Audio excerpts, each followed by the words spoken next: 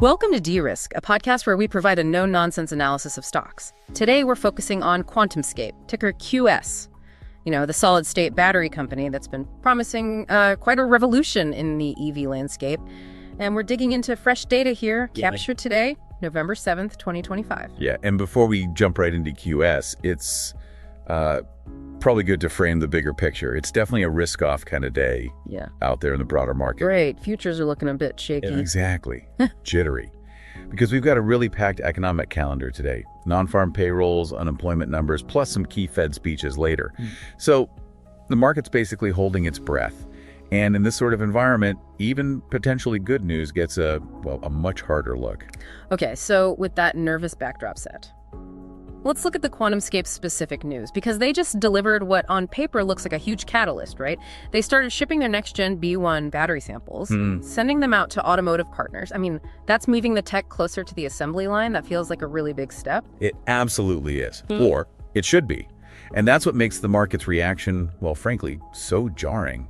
Our research is showing just a monumental level of insider selling happening right alongside this positive news. Whoa, hang on. How much selling are we talking about? Over the last 90 days, the insiders, the people closest to the tech, they've unloaded more than $41 million worth of stock. 41 million. Okay, let me just push back slightly for a second. For a company like QS, with its potential, is $41 million truly that massive? Couldn't it just be, executives diversifying routine stuff? It could be, theoretically. But the timing, the timing is what's really telling here. When you hit a major positive milestone like this B1 shipment, you typically expect insiders to, maybe hold tight or even buy more. Yeah, you'd think so. Instead, what we're seeing is pretty aggressive cashing out. And insider selling, especially at this scale, right around a huge catalyst, it just sends a very bearish signal. Like a vote of no confidence. That's likely why the stock just shrugged off the B1 news and dropped almost 7% yesterday. Ah, okay. So the immediate action, the selling, is completely overshadowing the future promise here. And I guess that explains why the Wall Street analysts are sounding pretty skeptical too. Precisely. Wall Street's definitely siding with the sellers on this one. Yeah. The consensus rating is technically hold, but dig a bit deeper. For every analyst telling clients to buy, there are 3 telling them to sell. 3 to 1, sell over buy. Ouch. Yeah. And the fundamental issue hasn't changed. Valuation. The quant models still see QS as significantly overvalued because, let's face it, it's still pre-revenue. The stock price is baking in this perfect execution future that the insiders themselves seem unwilling to stick around for right now. So this creates a real tug of war in the market sentiment, doesn't it? On one side, you've got the options traders, speculators, and they seem aggressively bullish. Our research shows a put-to-call ratio that's stunningly low, 0.35. They're betting this dip is a buying opportunity. They are, betting on a short-term pop.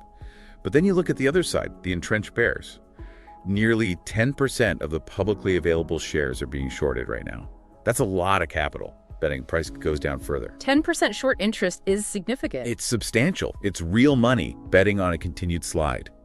So you've got this clash, short-term hope versus perhaps a more grounded, longer-term skepticism. And if we look at the price chart, the technicals seem to mirror this tension. Long-term, okay, the uptrend looks, reasonably healthy, but the short-term picture, that seems to be deteriorating. Yeah, that's right. The short-term momentum indicators are pointing pretty decisively downward. It suggests that the buying pressure, maybe sparked by the B1 news initially, just got exhausted very quickly. Why? Because of those red flags we talked about. The selling, the analysts. Exactly. The positive catalyst just couldn't overcome the weight of those concerns. And volatility is still high, meaning the price is coiled up, ready for another big move. But those short-term signals suggest that next big move is more likely to be downwards. Okay, so pulling it all together, the insider selling, the analyst doubts, the weakening short-term momentum. What's the strategic outlook here? What's the verdict? Our overall analysis comes down to neutral, but with a clear bearish bias.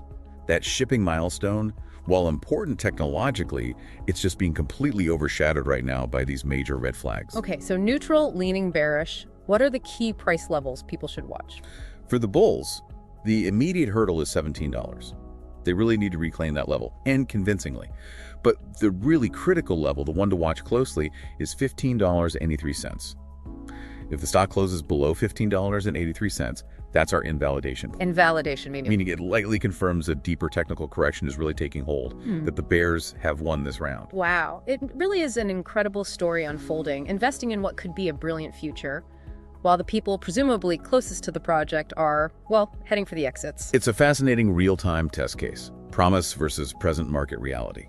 That's all for this episode. Remember, this podcast is for informational purposes only and isn't financial advice. Do your own research or consult with qualified financial advisors before making any investments. Thanks for tuning in. Catch you in the next episode.